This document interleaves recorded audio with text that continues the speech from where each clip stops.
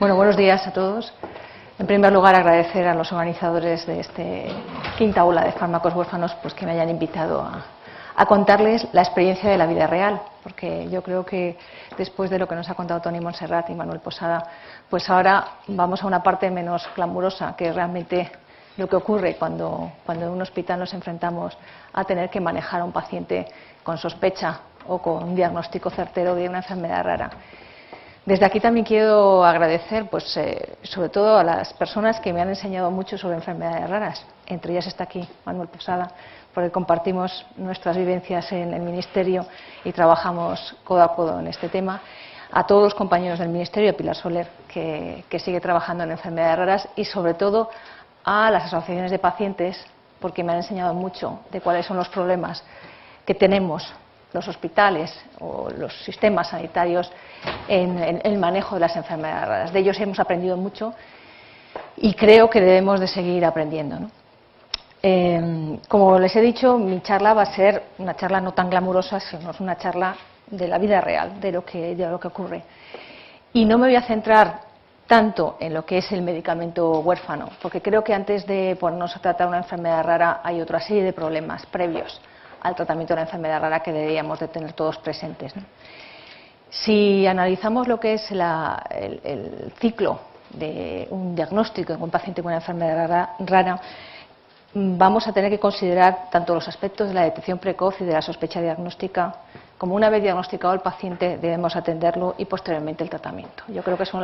los tres puntos en los que debíamos de reflexionar. El modelo que a mí me gusta seguir es la estrategia de enfermedades raras del Sistema Nacional de Salud, que, como se ha dicho ya en esta sala, pues recientemente en este año 2014 se publicó su actualización, ¿no? Y si partimos desde el punto de vista de cuando un médico de atención primaria o un médico de atención especializada sospecha una enfermedad rara, hay una serie de consideraciones que hay que tener en cuenta. Yo, como directivo de un hospital, insisto que me preocupa el presupuesto de farmacia, pero también me preocupa que tengamos una capacidad de sospecha de pacientes con enfermedades raras suficientemente bien consolidada, que no se nos escape un paciente con una enfermedad rara y que el proceso diagnóstico sea consistente y coherente. Por tanto, es muy importante que a nivel de atención especializada haya consultas especializadas de diagnóstico prenatal y también disponer de unos protocolos adecuados de toma de muestras biológicas para posteriores estudios metabólicos para poder confirmar lo que es una sospecha de enfermedades raras. Todo eso se puede obtener si trabajamos consensuadamente con con sociedades científicas y con el resto de comunidades autónomas, para tener protocolos comunes de atención que ahora mismo pues no se disponen de una manera generalizada. También es muy importante, y esto lo estoy viendo en el día a día del hospital, crear dentro de los propios hospitales equipos multidisciplinares de trabajo en el caso de pacientes cuando se sospecha que puede existir una enfermedad rara. Por ejemplo, en nuestro hospital tenemos una comisión de morbimortalidad perinatal que está formada por pediatras, radiólogos, clínicos de diferentes especialidades que trabajan conjuntamente estudiando la sospecha de una posible enfermedad rara. Creo que esto es fundamental para poder llegar a un diagnóstico certero de una enfermedad rara.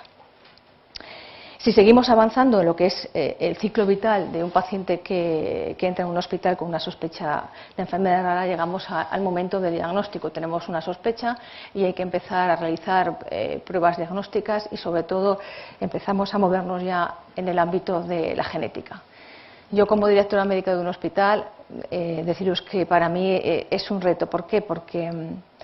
muchas veces no tenemos claro cuál es el uso racional y eficiente de determinadas pruebas bioquímicas, genéticas, histológicas y de imagen. Depende mucho de la experiencia que tengan los profesionales que trabajan en tu hospital en relación a una sospecha de enfermedad rara. Y tampoco las direcciones médicas de los hospitales tenemos una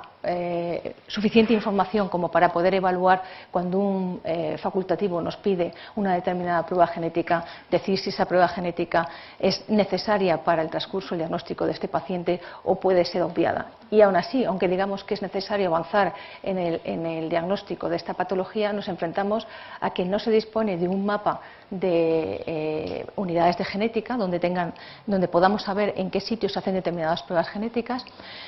Tampoco tenemos claro los laboratorios, unidades de genética, sitios donde se puede hacer incluso consejo genético. No todos los hospitales tenemos unidades de genética con toda la cartera de servicios para poder dar un consejo genético, un laboratorio de genética que nos apoye, y empezamos a sufrir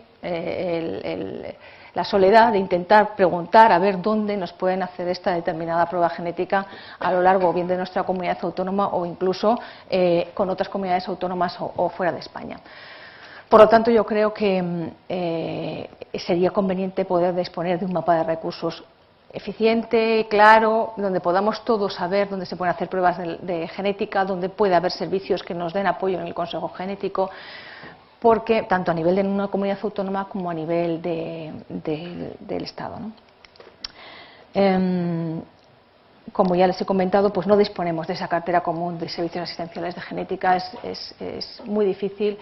y empezamos muchas veces a pelotear a los pacientes hacia un lado y hacia otro, como decía el director general de farmacia, y también puede dar lugar a situaciones de inequidad en cuanto al diagnóstico de pacientes entre diferentes hospitales o entre diferentes comunidades autónomas.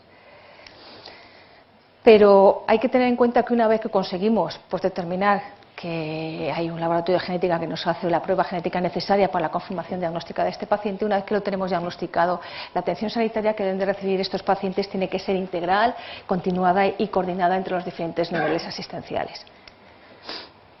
Yo puedo llegar a diagnosticar una enfermedad rara,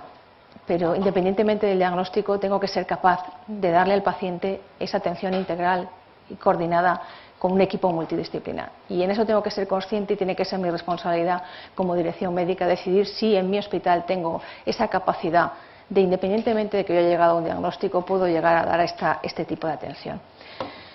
Por tanto, habría que consensuar entre todos un modelo de atención a las enfermedades raras cuyo principio sean en relación a esto, ¿no? Un trabajo colaborativo, multidisciplinar y de coordinación asistencial y de información con las familias y el paciente. Y es muy importante identificar estas unidades de atención de enfermedades raras que puedan ser capaces de dar esta asistencia. Existen los centros de referencia en el Sistema Nacional de Salud, pero no existen centros de referencia para todas las enfermedades raras. Luego disponemos de servicios que tienen experiencia en determinadas enfermedades raras y entre todos debemos de desarrollar un modelo de atención que cumpla con estos requisitos. ¿Por qué? Porque debe existir un procedimiento de coordinación entre los diferentes profesionales en los diferentes niveles asistenciales, sobre todo entre especializada, que tiene un nivel de experiencia en relación a enfermedades raras, y otros servicios de especializada que puedan no tener ese nivel de experiencia, pero que sí entre nosotros podamos compartir el conocimiento. Fundamentalmente debe de haber una figura también gestora de casos de este paciente. Los pacientes con enfermedades raras son pacientes que conllevan una complejidad en la atención, por eso que he dicho anteriormente, necesitan una atención multidisciplinar que muchas veces no se puede dar en un mismo hospital, sino que necesita el concurso de diferentes servicios de diferentes hospitales. Y aparte de eso, son pacientes que muchas veces se diagnostican en la infancia y que van a tener un recorrido de su enfermedad hasta la edad adulta, y debemos de conseguir mejorar esa transición de pacientes desde la enfermedad minoritaria en la consulta pediátrica a las consultas de adultos. Y no en todos los hospitales se puede realizar esta transición de una forma adecuada. Teniendo en cuenta que además estos pacientes diagnosticados de una enfermedad rara van a necesitar muchas veces un tratamiento rehabilitador integral, no solo una rehabilitación física, sino también sensorial y cognitiva, que insisto, no en todos los hospitales podemos proporcionarles, y que además necesitan una fisioterapia importante para poder mantener su calidad de vida, hay que ser muy críticos a la hora de poder decidir si ese paciente que bien ha sido diagnosticado en nuestro hospital debe permanecer en nuestro hospital, o debemos compartir ese paciente con otra unidad que tenga experiencia en ello o que tenga capacidad de poder dar todos estos recursos de atención. No solo es atención en rehabilitación, sino también atención psicológica, tanto para el paciente durante el proceso de la enfermedad, como el momento del diagnóstico, cuando se comunica la misma, y durante todo el consejo genético. Entonces, como ven, son muchos aspectos los que hay que tocar ante un paciente con una enfermedad rara, incluso antes de llegar al tratamiento, que nos debe de hacer ser críticos y reflexivos a la hora si somos capaces de poder dar una atención de calidad. Y por último, podemos pensar en una esfera paliativa que al final los pacientes van a necesitar y una coordinación en el ámbito social que es muy importante en este tipo de enfermedades. Si ya nos metemos en el apartado de tratamientos, como ven, hasta ahora el paciente no se ha decidido el tratamiento con ningún medicamento huérfano o con ningún medicamento de alto impacto, pero es tan importante la decisión de cómo se maneja a estos pacientes como a la hora de, cuando en la mesa de una dirección médica te plantean que tienes que tratar a un paciente pues, con una enfermedad rara, la que sea, una mucopolisacaridosis, una hemoglobinuria, y tienes que enfrentarte a la decisión de cómo soportar el coste de esa enfermedad rara en relación al presupuesto que tienes de farmacia. Pero sobre todo a mí sí que me gusta ser crítica y antes de iniciar el tratamiento con un paciente, a mí me gusta hacerme estas preguntas anteriores. ¿Voy a ser capaz de darle una atención integral a este paciente? ¿O en mi hospital tengo una unidad que tiene la experiencia suficiente como para enfrentarse al tratamiento de este paciente? Si la tengo, porque tiene experiencia clínica reconocida, si además soy capaz de darle el resto de la cartera de servicios que necesita este paciente, entonces sí que me planteo ver cuál es la posibilidad en relación al tratamiento. Pero claro, el problema es cuando yo veo que ante una determinada enfermedad rara, aunque yo pueda costear o no, o va a suponer un incremento en el presupuesto de farmacia, una patología, pero no le voy a poder dar el complemento de atención que necesita un determinado paciente. Cuando nos enfrentamos al tratamiento, los clínicos, lógicamente, no todos tienen experiencia en determinados medicamentos huérfanos o en determinados tratamientos de alto impacto, y es necesario que haya una manera de poder asesorar e informar a los especialistas sobre la prescripción correcta de estos tratamientos con enfermedades minoritarias. Yo lo he vivido, es decir, un especialista, un pediatra, un neuropediatra de repente se enfrenta a una enfermedad rara y empieza a recopilar información porque no sabe, se ha enfrentado por primera vez a esta enfermedad y tiene que buscar información para poder evaluar realmente cuál es el tratamiento que deberíamos darle al paciente. Sería de una gran utilidad y para evitar la inequidad, como bien ha dicho el director general de farmacia, en el acceso a estos pacientes a los medicamentos, el poder disponer de comités asesores de medicamentos huérfanos y terapias para enfermedades minoritarias. Porque, como insisto, no todos los hospitales, no todos los servicios tienen experiencia suficiente como para evaluar si ese paciente puede ser candidato o puede beneficiarse de un tratamiento con una enfermedad rara, porque los casos están muy atomizados, con lo cual sería muy útil poder disponer de un comité de asesor, de expertos, en los que decidan ante ese caso en particular el beneficio del tratamiento, durante qué tiempo hay que tratarlo y bajo qué criterios de evaluación de los resultados de ese tratamiento hay que seguir con la pauta de terapia, ¿no? En cambio, en este momento nos movemos con el hecho de que muchas veces tenemos que, entre hospitales, ir solicitando informes para que otros servicios que tienen más experiencia nos asesoren sobre si este determinado paciente puede beneficiarse de un tratamiento o no. Entonces, consultamos con otros hospitales, unos te dicen que sí, otros te dicen que no. Al final intentas buscar aquel que tiene más experiencia en una determinada enfermedad rara y si ya te dicen que sería candidato a un tratamiento, te planteas no solo el coste económico que va a suponer para la farmacia, sino que, como insisto, soy capaz de poder darle atención integral, porque muchas veces, como puede ser a un caso en particular que hemos tenido en el hospital, podría asumir el coste de tratamiento del paciente, teniendo en cuenta que es un paciente de mi área, pero no soy capaz de darle ni rehabilitador ni rehabilitación infantil porque no tengo esa rehabilitación en la cartera de servicios, ni soy capaz de darle un determinado tratamiento quirúrgico que yo no presto en mi hospital y que lo presta otro. Entonces hay que ver en qué hospital sería el más adecuado para seguir al paciente. Los informes de posicionamiento terapéutico son vitales, pero aún así deben de ser manejados en aquellas unidades que tengan experiencia.